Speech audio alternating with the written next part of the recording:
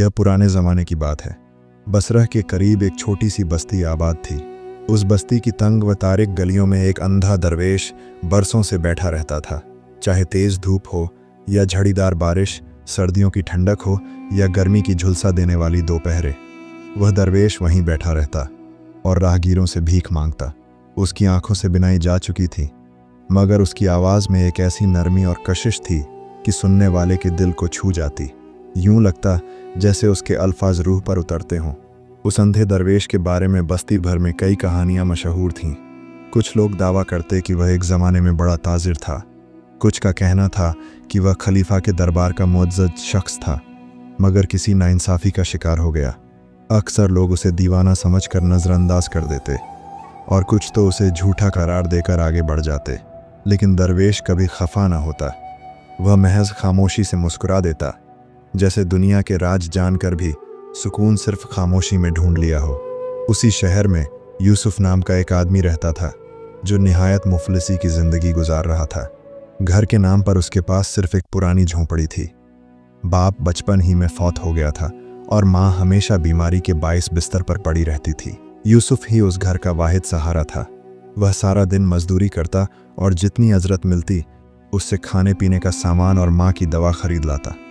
लेकिन जब कभी मजदूरी न मिलती तो वह दिन फाकों में गुजर जाता।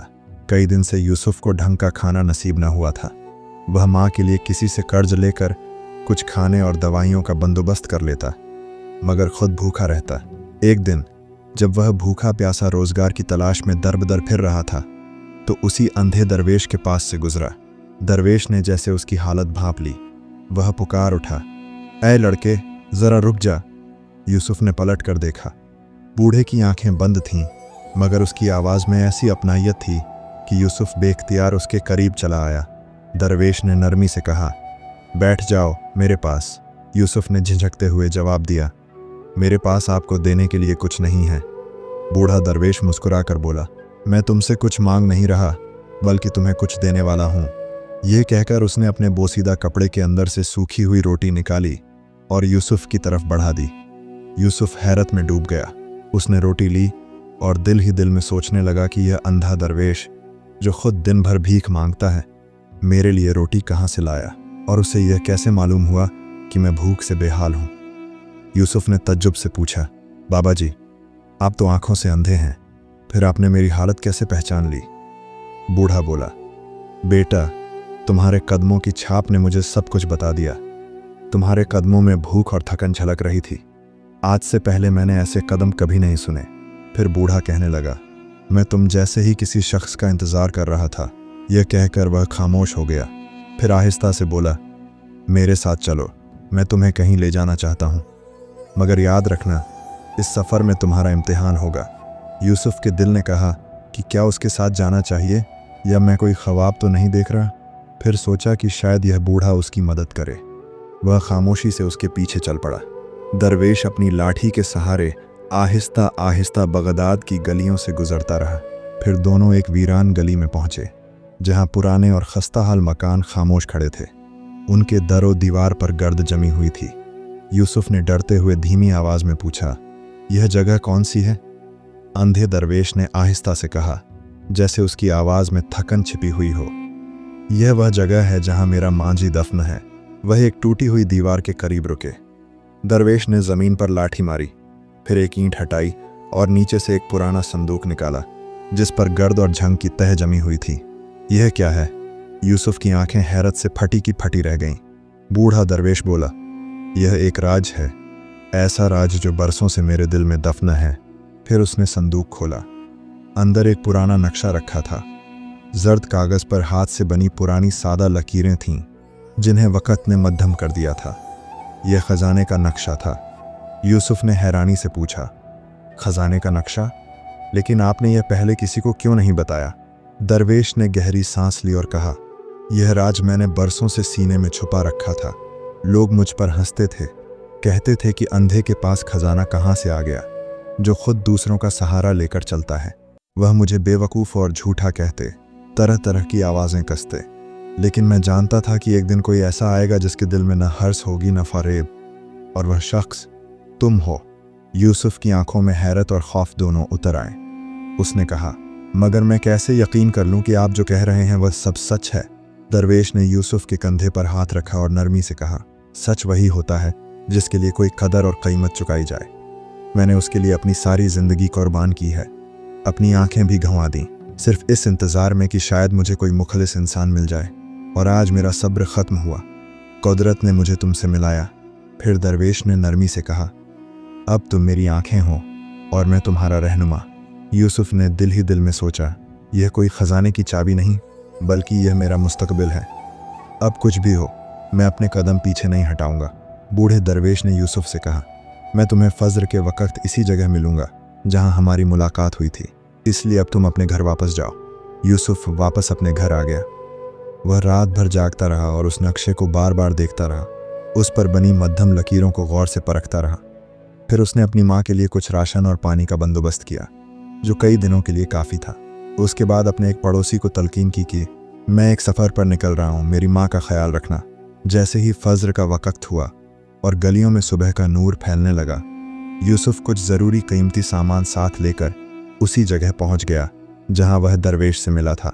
जब बूढ़े दरवेश ने यूसुफ के कदमों की आहट सुनी तो वहीं बैठा था।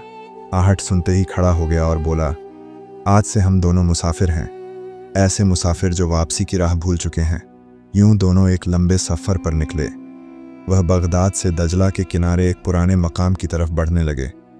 यह सफ़र 2 दिन पर मुश्तमिल था, जो न बिल्कुल आरामदेह था और न ही महफूज, बल्कि ख़तरनाक भी था।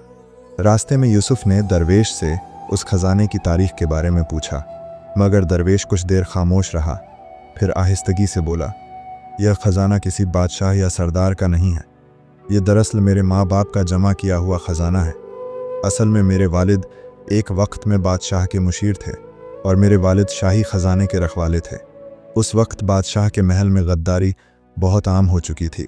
चनांचे मेरे वालिद ने यह खजाना एक ख़ास जगह पर छुपा दिया ताकि वक़्त आने पर वह उसे शाही नस्लों तक पहुंचा सकें।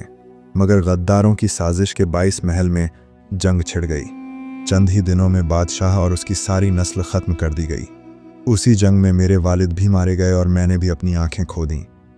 तब से यह खजाने का राज मैंने अपने दिल में छुपा रखा है। यह सब सुनने के बाद यूसुफ खामोश हो गया। उसने सोचा, यह सिर्फ खजाना नहीं बल्कि एक अमानत है जो खजाने से भी कहीं बढ़कर है। दोनों चलते चलते एक पुराने खंडर में पहुंच गए। वहां पहुंचकर यूसुफ ने आग जलाई और वह दोनों बैठ गए। कुछ देर बाद यूसुफ ने आहिस्ता से पूछा, बाबा, क्या आपको डर नहीं लगता? दरवेश मुस्कुराया और बोला, डर उसे लगता है जिसके ज़मीर में खोट हो। मेरे दिल में कोई चोर नहीं। मेरी कोशिश यही है कि मैं यह खजाना हासिल करके उसके असल हकदार तक पहुंचा दूं, और मेरे ख्याल में तुम ही इसके असल हकदार हो। यूसुफ की आंखों में आंसू आ गए। उसने पूछा, बाबा, आपने मुझे पहचाना कैसे? क्या मेरी कदमों की आहट से? दरवेश ने जवाब दिया, मुझे गलियों में बैठे हुए 30 साल गुजर चुके हैं। मैं आते जाते लोगों के कदमों की आहट से उन्हें पहचान लेता हूँ। तुम्हारे कदम धीमे और लड़खड़ाते थे, जिनसे मुझे अंदाज़ा हुआ कि तुम कई दिनों से भूखे, लाचार और बेरोजगार हो। ऐसी आहट पहले कभी नहीं सुनी थी। तब मुझे लगा कि तुम ही उस खजाने के असल वारिस हो। यूसुफ गहरी सोच में डूब गया। दरवेश ने उसे तसल्ली दी और कहा, बेटा, हर अंधेरी रात के बाद एक रोशन सुबह होती है। बस उस सुबह का इंतज़ार करो जो हमारी ज़िंदगी बदल देगी। जब सुबह हुई और हर तरफ रोशनी फैल गई तो वह दोनों फिर सफ़र पर निकल पड़े। चलते चलते वे एक पुरानी इमारत के पास पहुंचे जिसकी दीवारों पर वक़्त की मार साफ झलक रही थी। दीवारों के स्तंभ वक़्त की मार से झुक चुके थे। यूसुफ ने नक्शे में देखकर कहा, यही वह इमारत है जो हमारे नक्शे में जाहिर है। दरवेश ने कहा, हाँ, मैं बचपन में अपने वालिद के साथ यहाँ आ चुका हूँ। मुझे इस इमारत से खजाने की खुशबू महसूस होती है। फिर वे दोनों इमारत के अंदर दाखिल हुए। पुरानी टूटी फूटी इमारत की ज़मीन पर छोटी छोटी घास जगह जगह उग आई हुई थी और दीवारें टूटी फूटी थीं। बूढ़ा शख्स अपनी लाठी के जरिए ज़मीन को टटोलने लगा, शायद उसे किसी खाली जगह का सुराग मिले जहाँ खजाना दफन हो। यूसुफ ने इमारत के चारों तरफ नज़र दौड़ाई तो उसे एक जगह अजीब सी महसूस हुई। उसने दरवेश से कहा कि यह जगह मुझे कुछ अजीब सी लग रही है, जो पूरी इमारत से बिल्कुल अलग है। दरवेश लाठी से टटोलते हुए उसी जगह पहुंचा दीवार की ईंटों को परखना शुरू किया। वह एक ईंट के पास पहुंचा जो बिल्कुल खस्ता हाल में पड़ी थी। दरवेश ने वह ईंट निकाली तो नीचे एक तहखाना महसूस हुआ जहां अंधेरा था और कुछ नजर नहीं आ रहा था, मगर वहां से एक ठंडी हवा का झोंका यूसुफ के चेहरे के साथ टकरा गया। ऐसा महसूस हुआ कि यहाँ नीचे तहखाना है, तो दोनों एहतियात से नीचे उतर गए। अंधेरा बहुत था तो यूसुफ ने अपनी लालटेन जला दी जो वह साथ लेकर आया था। बूढ़े दरवेश ने कहा, रात बहुत हो गई है, हम आगे और नहीं जा सकते, हमें यहीं पर कयाम करना होगा। जैसे ही सुबह होगी हम आगे जाएंगे, हो सकता है यहाँ कोई खतरा हो। फिर दोनों सरंग की दीवारों के साथ टेक लगाकर बैठ गए। दरवेश की आंख लग गई, लेकिन यूसुफ की आंखों में नींद बिल्कुल नहीं थी। अचानक यूसुफ डर के मारे चौंक गया, क्योंकि उसे ऐसा महसूस हुआ जैसे कोई शख्स वहां मौजूद है, और उसे दरवाज़ा खुलने की आवाज़ आई। वह डर कर बाहर निकला, मगर वहां कुछ नजर न आया। फिर उसने महसूस किया कि एक साया छिपकर उनका पीछा कर रहा है। यूसुफ ने भागकर उस साये को देखने की कोशिश की, मगर वहां कोई न था। वापस आकर उसने दरवेश को सारी बात बताई। इतने में एक शख्स अंदर आया और उसने बूढ़े दरवेश से कहा, चुपचाप ये खजाना मेरे हवाले कर दो। मैं परसों से बगदाद में तुम्हारी जासूसी कर रहा हूँ। बगदाद में कोई तुम्हारा यकीन नहीं करता था, लेकिन मैंने तुम्हारी जासूसी की। मुझे इल्म था कि तुम्हारे पास वाकई खजाना है।